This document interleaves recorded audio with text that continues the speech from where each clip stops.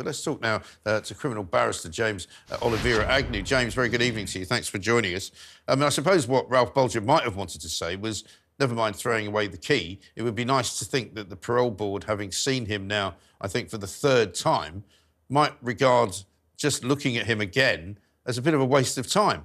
Because if he's been in this long and they've now decided that he's still not really safe to be released, wouldn't it be better just to say, you know what, no more parole board hearings. We're not really interested in your rehabilitation. It's clearly not working.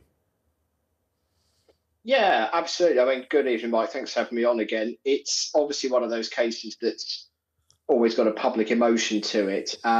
Starting off saying, parole board have obviously listened to this carefully, taken into consideration all the views that have been put forward to them.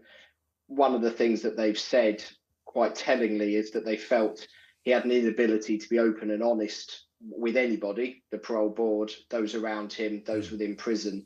And so that's obviously taken a big chunk out of his ability to be able to say that he's had any sort of reform at all.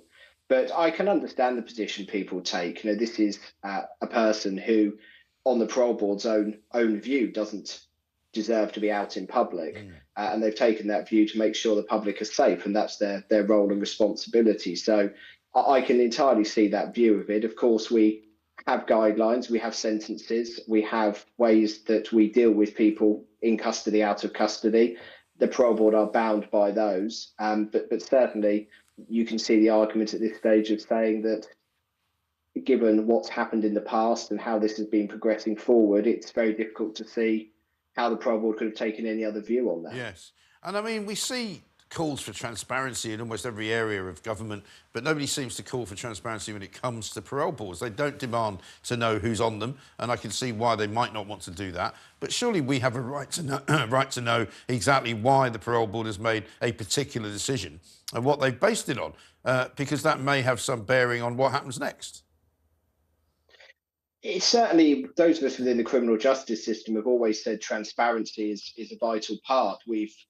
Those in criminal law have pushed for transparency for victims, for defendants, for witnesses, for how this whole process works. And I think shining a light on those things, people like the secret barrister who've tried to open up this whole area of law that's an absolute minefield for most people who thankfully never become involved in it. And I think there's certainly the parole board do a very difficult job. They're an independent body. They have to be. I disagree, I'm afraid, with the view that ministers should have more of an input. I think ministerial input is something that is not to be taken lightly in these sorts of situations. But independent parole board that deals with all of this, absolutely. But I certainly think there is an argument that a decision-making process could be made available to the public. Certainly, you heard Mr. Bulger saying there that he was told no was the answer, but wasn't really given any more detail. And it's quite difficult to see why somebody in his situation can't be given a bit more detail on it, to be honest. Well, exactly right. And also the Times newspaper was trying to get inside the parole hearing so that they could report on it with all the usual restrictions that you have on court reporting. And they were turned down as well. You know, it operates like a sort of secret cabal inside the justice system. And I think that's wrong. And it doesn't really give people any real faith that it's doing the right thing.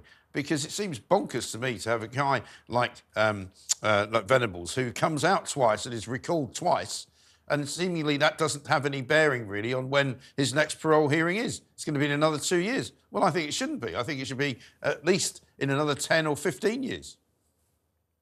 That's certainly something a government can look at, because at the moment we're bound by the rules. The same, I think I said on this programme before, he has an anonymity order in effect. That was passed by the court. That's not the parole board's doing. Right. And I can certainly see an argument about why members of the family and people there may be difficulty with them attending the hearing, but newspapers, journalists, we see it in court sometimes. They're sort of told they can't report on various things.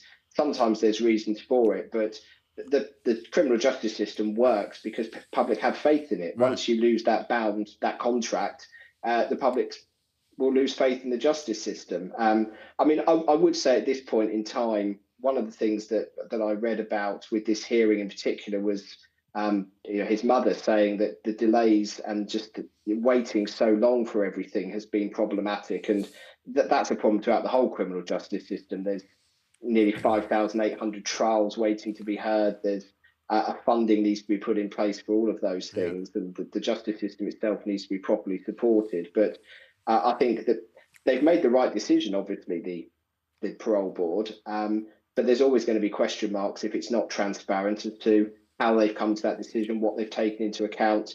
And of course, for a family to have to go through it again in 2 years, I can understand the problems with that, yes. Yeah, absolutely. James, thanks very much indeed. James Oliviera-Agnew, criminal barrister there, talking about the Jon Venables parole situation.